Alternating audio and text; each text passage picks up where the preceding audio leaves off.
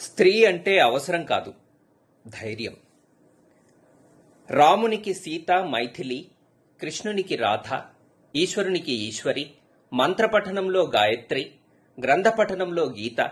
దేవుని ఎదుట వందన, అర్చన, పూజ, హారతి, ఆరాధన, వీళ్ళందరికీ తోడు శ్రద్ధ.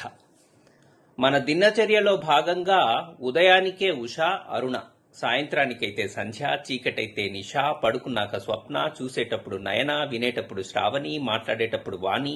ఓరిమిలో వసుధ, వడ్డించేటప్పుడు అన్నపూర్ణ, నడుస్తున్నప్పుడు హంస, నవ్వుతున్నప్పుడు హాసిని, ప్రసన్న, అద్దంలో చూస్తే సుందరి, చేసే పనికి స్ఫూర్తి, పని చేయడానికి స్పందన, మంచి పనికి పవిత్ర, ఇష్టంతో చేసే పనికి ప్రీతి, నీరు తాగేటప్పుడు గంగా, ఐస్ క్రీం తినేటప్పుడు హిమజ, సినిమా చూసేటప్పుడు చిత్ర, అబద్ధం చెప్పేటప్పుడు కల్పన, నిజం చెప్పేటప్పుడు సత్యవతి, నిర్మల,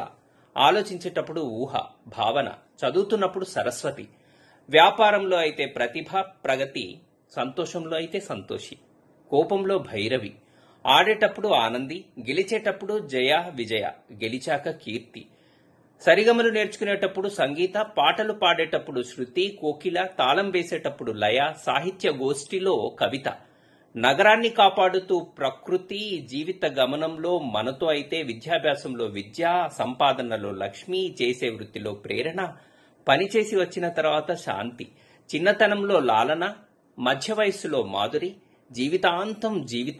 జీవిత గమనంలో అలుపెరగని ప్రవాహినిగా సరిత. ఇలా ప్రతి చోట స్త్రీ ఉండనే ఉంది మన జీవితంలో.